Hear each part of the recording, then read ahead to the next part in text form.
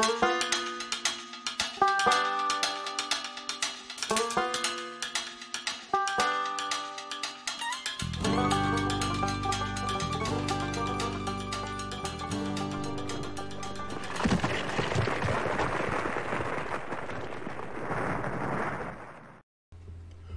hello and welcome to my cellar one more time. We'll jump right into it. Of course, while the rest of the country's in a heat wave, in my cellar it's colder than hell. So this is the way I have to dress. Okay, house rules. That's what we're going to start off tonight. Would be interesting to hear your input on them. I like them. Also, recollection of any of the gygax added to your games played at TSR. No, what Gary added generally either ended up becoming rules or got scrapped. We didn't house rule anything. It was more of a continual playtest in that regard. What are a few of my favorite house rules for my games? Well, my favorite would be the way I treat clerics and their prayers. Not spells, but rather prayers. That's undoubtedly my favorite. I've done other house rules over the years, but goodness, trying to remember, because oftentimes house rules are spur of the moment things that okay, it works that way. So, but the biggest one I do is the way I treat clerics and what they do. They pray. They don't cast spells. And they're much more versatile in my world in their abilities to say any prayers, but only so many of a certain potency. But it gives them a much more versatile toolkit to play with. 10, there is a spell to reverse level drain, but I don't remember in which edition it was introduced. Apparently a 7th level clerical called Restoration. Yeah, I know, it was in AD&D, first edition. Apparently that was one that was added in after I got done working on it. So yeah, there is one. And later on, we talk about this again. Yeah, there is one, but so what? Great advice in the story dice. Improv tips are really helpful. Any other improv type game that you can find to play will help you keep your mind nimble and agile. And that's what really being good DMing is all about, is being nimble and agile. Having a good enough grasp of the rules that when something new or odd or strange comes up, you're right there, Johnny, on the spot with an interpretation. And interpretations don't always follow the book exactly. And that's where we get house rules. Excuse me.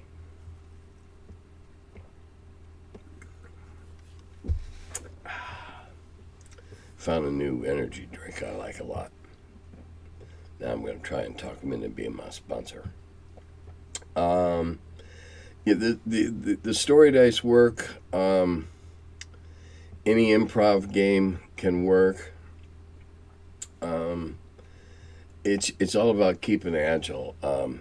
I'm 72 and I do 2 crossword puzzles every morning, Monday through Saturday, and I do the big monster one with 350 clues on Sunday, and I do it just to keep agile, just to keep my mind sharp.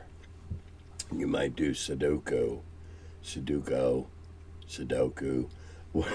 that number thing in the squares, or whatever. It's just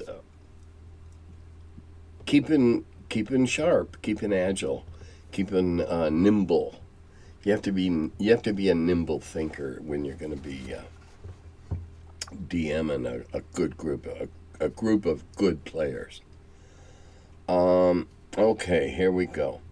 You know how bards have a reputation for getting intimate, quotes, with everyone? Is this because perhaps they were trained by a certain lusty druid famed for his antics in the wilderness in the vicinity of the village of Omelette? Couldn't possibly have trained all of those. Would have had to run a university. Another comment on bards. Bards, being talented performing artists and poets and musicians with a minimum charisma of 15, just might bring a bit of celebrity status like a lot of rock stars. Yeah, well, that's the thing. However, how do you want to play your bard? If you want to play your bard like a rock star, you can set up a traveling troupe of backup musicians and flunkies and jugglers on the side, and you can travel around your campaign world performing. Of course, that's going to need a new player character. We'll have to call him the road manager. Personally, that's not how I want to play a game. I don't want to play a game doing a series of tour dates at various castles through the lands of whatever. So, bards are more likely. See, there's in what was considered to be a bard when we were thinking up what bards were going to be, and what Doug was thinking about bards and their tradition and their justification in a fantasy setting. It has a lot to do with English troubadours and French troubadours, but more importantly, some of the early English and French romantic novels were about bards that would seduce young maidens or seduce the mistress of the castle, or the Christian novels just tempted, and they were pure and resisted or whatever. But there was a lot of tales and folklore about bards and their rogue and rascal status, and those are small R's, not a character class, which but they were roguish, they were rascalish, they were risque in their behavior. They sang of depending upon whose castle they sang in, they were singing in, what town would be how bawdy or risque, or who the songs would be about. When you're in the Duchy of Burgundy, it's always easy to do songs about the Duke of Avignon. I think, I don't think they're in the same. Anyway, get my drift. You're in County A, you sing about the people in County B, because, everybody knows in A that County B's a bunch of yokels anyway. Now, there was, I'm only glad that when all those verses about Tim the Lusty Druid were being made up, that it was pre-internet and pre-being able to dictate into a little digital thing. So thankfully those are all lost to time and history. Okay. Speaking of board games, I'm eagerly awaiting for a Kickstarter arrival. Glory, a Game of Knights, made by Strategos. It's getting shipped out now. I'll let you know more later. Okay, do that.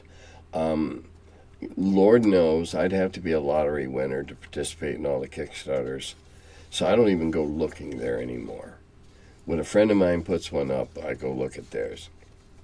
But I'm not going to go surf Kickstarters and spend gobs of money. When I know how Kickstarters work, they might not fulfill. That's the whole point of Kickstarters. You're taking a gamble. And, there's certain individuals that have a track record of not fulfilling Kickstarters. So, if it's a new company, new person, whatever, you're definitely taking a risk. But, hey, I took a risk on War of Kings, and I love the game, and it's nice. It's very nice pieces, well put together. Okay, anyway. Okay, back to our screw yous. The the horrible things that could happen from last week.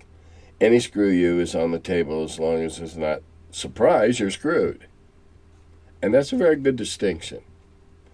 If the players know the danger going in, can perhaps create. It's not even that late yet, and creatively avoid it. Having the danger can make the success more rewarding. Absolutely, in real life as it's in tabletop life, the thrill is in the danger. Now, I agree with the distinction of surprise, you're screwed. It's a horrible thing to do. And the point being that if you know that you're going to go face a cockatrice or cockatrice, depending upon your pronunciation, I have no idea which is correct. In any event, if you're going to go face one, well, then you should reasonably expect that it can do what common folklore, i.e. the Monster Manual, says it can do. It shouldn't be able to turn around, lift its tail, and shoot lightning bolts at its butt. Because, that's not what they do. So, yeah, that's a good point. The frisson of danger, of the possibility of death. Seriously now, ask any veteran that was in harm's way, whether combat or working an extremely dangerous job, such as flight deck. And when there's an element of, if you don't keep your head rotating on your shoulders, it may be knocked off or crisp for you. There's a certain adrenaline surge that makes life very sweet and makes what you're doing very exciting. Knowing that you could get screwed up really bad in an eye blink. It's the same rush you get from racing or any danger sports. Gotta have that there. What interesting magic items have you made for your games over the years? Would you mind sharing one or two of them?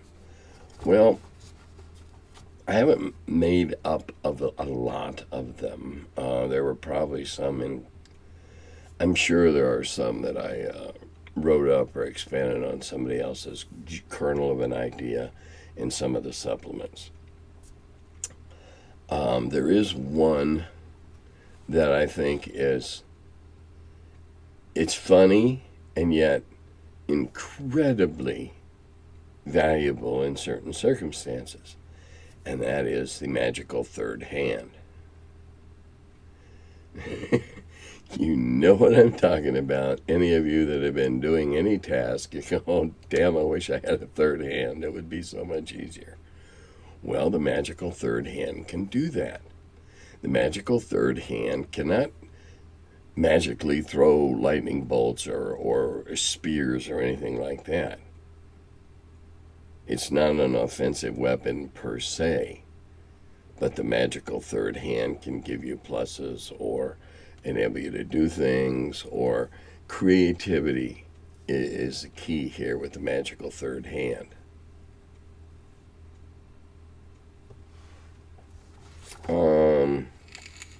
Let's see what else we got here. Do I know where the alignment languages came from? Yes and no. I know what Gary and I said about them and talked about them. Some of it came from Thieves' Cant, which is in I believe it's in. There are several of the older writers. When I say older writers, the guy that were writing high fantasy in the late 30s through the 40s into the 50s, and then the pulps up into the early 60s when the pulps were still a big deal. They they made a big deal out of a thief. Many of them had a thieves' cant, or a mystical language of bad guys or whatever, and it became also a nod to secret societies and their code words or code languages, or whatever. A classic example in the movies is The Man Who Would Be King. They were Masons. They meet on the level, or meet on the level and part on the square, and they had certain key phrases that they would flash back and forth. That has a big appeal. You know something that the rest of the world around you doesn't. It enabled. I never understood, to be honest, the languages of good and evil. Gary was never able to give me a good reason for a specific language for neutral versus chaotic, or whatever. I don't utilize that very much beyond thieves' cant and code words, code conversations, whatever. But it's not a regular feature. It would not be a regular feature of the campaign that I'm hoping to get started here before the snow flies.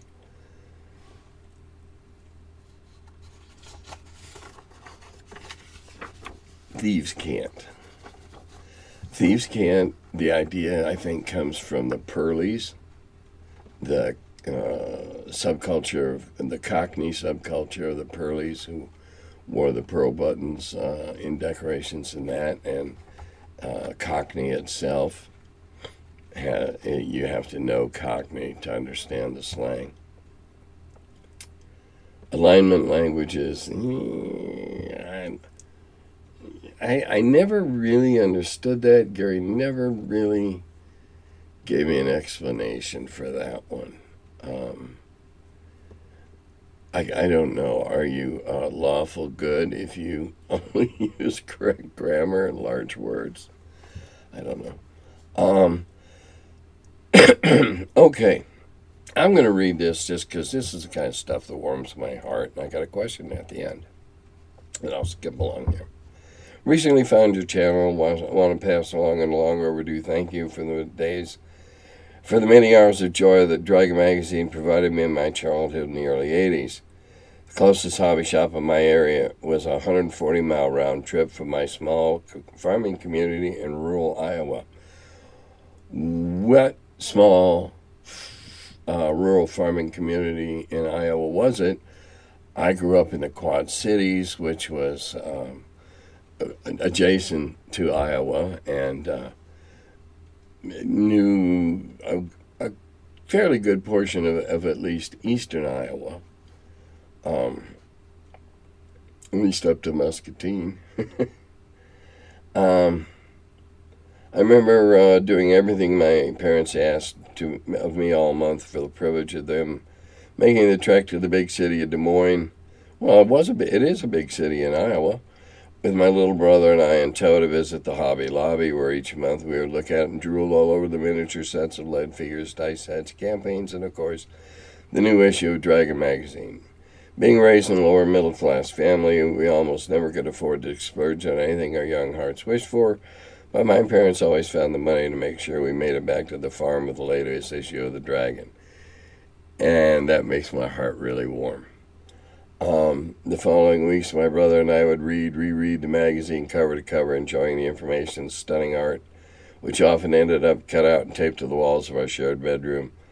After all our friends had a chance to read our copies, and most certainly the mini modules that were included in the pubs, my brother and I truly got an immense amount of enjoyment out of your labor, so please accept this long overdue. You're more than welcome, though I wasn't doing it then. I take great pride in having started a magazine that had such an enormous and profound impact on so many people. We both have families of our own now, and those once cherished, dog-eared, and tattered magazines perished in a house fire long ago. Oh, I'm so sorry to hear that. But know that the glimmer of them still live on when our children roll the dice on our tables, and that's great. If you're playing with your kids, that's great. All right. I'm so glad. I mean, all of us at TSR have a certain warm pride in the fact that we were able to turn so many people onto a whole new kind of fun. Okay, now we're going back to undead and level drain. I use con and strength drain for undead attacks. I had a player storm out over level drain, and it caused big arguments in the group. Well, first I'll talk about the player storming out. The rules are the rules, and unless you had already house ruled that you didn't play it that way, a player storming out is just being a jackass. If you know the rules going in and some bad shit happens to you, suck it up, buttercup. That's the game. And it's only a game. If you lose a game of chess, do you storm out of the house? If you come in last in Parcheesi, do you throw a tantrum and stomp off to your room?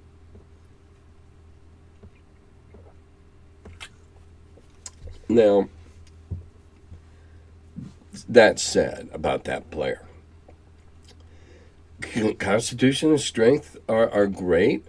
I like to use a loss of initiative type thing, in that I like to, in some cases, many cases, like to have them stunned or dazed or confused, or their body's been enervated by what has happened, and so the reactions are slower. So in any subsequent, if it happens in melee, any subsequent initiative checks are at a penalty, depending on how great. Could be a diminishing penalty, -5 the first time and -4, and then you're working it down until you work off that because you're stupefied or whatever. That's a great way to do it. Another way to do it, if you don't want to do straight up level drain. Okay, now we're going to talk about level drain. This is a long question, but it's got a bunch of good stuff in it. Okay, when you say level drain, I hear the fear in your voice. Well, not fear. It should be respect. I'm not afraid of it. But I see what you're saying. And the angry, frustrated reprisals of those players who have succumbed to it. That's a good thing. Creatures with such power should be feared and not taken candidly. It's just some monsters the players can hack to bits. Now, to be fair, OD&D Energy Drain was a true bastard. Agreed. The players did not have a way to mitigate the effects outside of a wish. First edition AD&D did allow for the 7th clerical level spell restoration to restore 1 level per application within certain restrictions. But good luck finding a 16th level cleric of your alignment who will do it. Or you can afford. I added that. God only knows what he's going to go to charge. Okay, I jumped ahead. He's going to charge. You're right. Gary would go on to put the negative plane protection in the Unearthed Arcana as a preemptive energy drain countermeasure, but it was not completely foolproof. Well, I hated Unearthed Arcana to begin with because it had Cavaliers and Barbarians and crap in it, I think. If that wasn't... Okay, anyway. We can thank Gary for his foresight there and good use of balance when creating that particular spell to still allow the energy drain to occur should the offending and negative energy baddie save versus spell. Ultimately, Tim, I'll take the energy drain any day over poison, petrification, polymorph, or any other linear metric that can outright kill you. You know, like a hasted... Apparently this individual has played in one of my convention games. You know, like a hasted lich writing a nightmare, for example. Yeah, that sounds very familiar. Bring on the rust wraith puddings instead. I can at least run away from them and go back to the plow. The point is, yeah, there is a spell, but my God, it's hard to find it unless you're in a Monty Hall's campaign of some sort where anything is possible. All right, next question. Have you ever witnessed a game in which dragons were the mounts for battle? Do you like the idea of mounts being something other than a horse or a mule? No, I've not seen it. I don't know if there was a game made about the dragon riders of Pern. Now, there is a series of books about Temeraire and all the different types of dragons that are available, the different breeds in that. And I even wrote a proposition letter to the agents of the author, Naomi Campbell. Anyway, Naomi somebody, and offered to write him up a prospectus on a possible game because the big dragons carry crewmen that then fight hand to hand and shoot at each other. And oh my God, you could have fun with that. You could do it either in a dragon to dragon or do it in a fleet. Anyway, I never heard back from him, so apparently I was probably number 27 who sent in an idea for it. I think it would be fun. I just found a game from IDW where everybody sits around and bets on these guys jousting, riding rhinos. So, and I snagged that up at Half Price Books the other day. In fact, let me digress here for a minute. If you don't go to your Half Price bookstores, they're worth driving to an hour at least once. My wife bird-dogged a copy from an 89 trademark copy of, trademark copy from 89 of Dungeon. Now, the box is roached, but the pieces are really good shape, except it's missing a purple thief counter. It was like $15. Well, you can use any counter you want to substitute for the thief, or just, whatever. But I'll probably find one. Half Price Books is a great place to go and look for that kind of stuff. And that's where I found the IDW game about. It's called something stupid like Jungle Joust. But those kind of stupid games, me and my buddies like to play. We'll see if this one passes muster. What does dungeon ecology mean to you today? That is, nowadays. How far will you get into this in your upcoming campaign? And is there anything in Wheel of Blame? No. Dungeon ecology has nothing to do with Wheel of Blame. However, now let's go on to your original question. In my mind, dungeon ecology is an overarching, all-encompassing logic to your campaign. It's not the way we played 40 years ago where there was a monster in every room and treasure waiting to be had. Let's go killing at the zoo. No. Though I did do we we wrote some great parody lyrics to that Simon and Garfunkel song about it's all happening at the zoo. Anyway, the dungeon ecology is a logic. You can't have, unless the ruins are enormous and have multiple exits and entrances, you can't have a bunch of stuff living in them and have a logical ecology. Everybody's got to eat, drink, defecate, urinate, whatever, unless you just don't pay any attention to that at all, which some people don't, and it's okay. They're having a good time. I use an ecological blueprint when laying out my dungeons or my ruins or whatever. I have an enormous sandbox campaign that I wrote years ago, that takes place mostly in a desert, and that's the campaign setting I'm going to run when I set up the new campaign I'm planning to do. So the dungeon ecology is arid, old. Some stuff is really old. Some stuff is in stasis, waiting to be triggered, whatever. But I try to keep it all in this case, it's all in an enormous desert, some in an oasis where there's, lots of water, and other places where it's arid and dry, and windswept dunes, and et cetera, and et cetera. So not just the physical, but also the what lives there, what do they got to eat.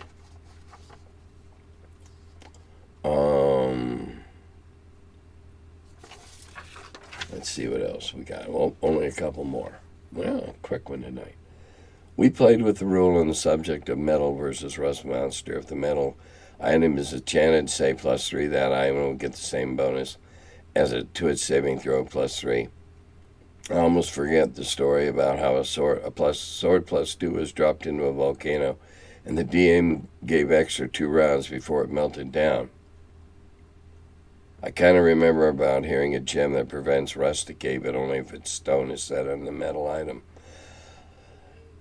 I don't know about that, and that's cool if you come up with something like that. Every campaign should have a workaround. Make it up.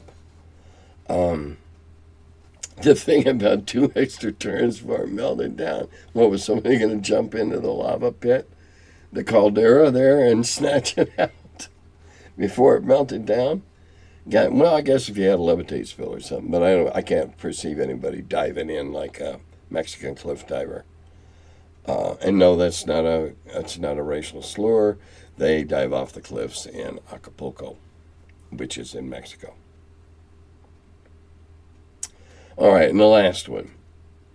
183 was very enjoyable, tightly scheduled, less cues, seemed to actually increase the quality and showcase just how much you have to say on the various interesting topics posed by your handsome and beautiful audience, counting myself amongst them there. Great episode. Thank you for addressing the COVID-19 resurgence. That is regrettable, but it must be faced with courage and the simple tools that we know to work reduce transmission. That's right. Cough in your sleeve, wear a mask, wash your hands. This COVID Delta thing is kicking our ass. Tonight, the new cases are just sky high. I got my 2 shots, and I'm still back to wearing masks whenever I go indoors in a crowded place. Why not? Gamers, for the most part, are supposed to be smart people. Therefore, I think we probably should be trusting the science, and that's what they're recommending. So, do it. Now, I'm going to be making a podcast next week called Dungeon Master Don John. I think that's what it's called. And I don't know when they'll publish it, but I'll let you know when I do. And what else? Just killing time. Well, I'm still painting those damn ships for Black Seas. But I've kind of gotten into enjoying it. And only have about a half dozen more to paint up. And then I'm done. Now my friend Phil, he blew 5 big ones on whole fleets and boxes of models and stuff. And he's a painting machine and far better than I am.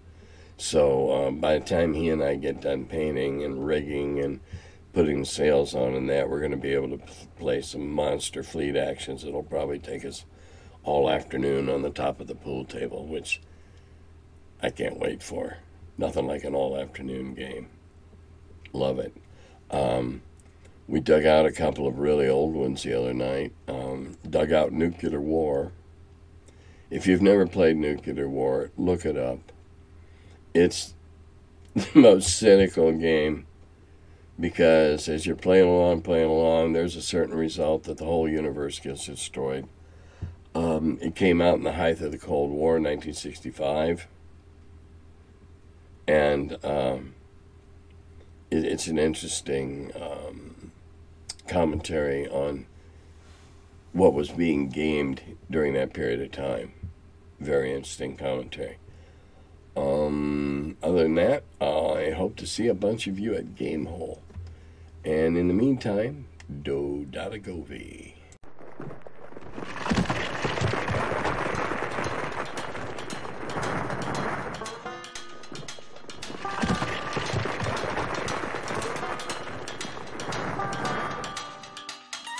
Oh, hello. I'm still figuring out when this thing starts. Welcome to my cellar. He's the curmudgeon who wrote about the dungeons. Now he's the feller, live from the cellar. Talks about D&D and old school RPGs. Still quite a feller, the curmudgeon in the cellar. Last man around when them rates went down. Calling Gary in that Lake Geneva town. Hey Gary, it's an awful mess. Let me edit, we'll have success. D&D and Dragon Magazine. He's the curmudgeon who wrote about the dungeons. Now he's the feller, live from the cellar. Talks about D&D and old school RPGs, but he's still quite the feller, the curmudgeon in the cellar. Magic missile, it's a mortar shell. Make it hit in the first level spell. Brought psionics to the game to attack that wizard brain. ESR and fantasy, collection of micro armory. Tight with tramp under a tree. High as could be. He's the curmudgeon who wrote about the dungeons. Now he's the feller, live from the cellar. Talks about D&D and old school RPGs, but he's still quite the feller, the curmudgeon in the cellar. Still quite the feller, the curmudgeon in the cellar. Curmudgeon.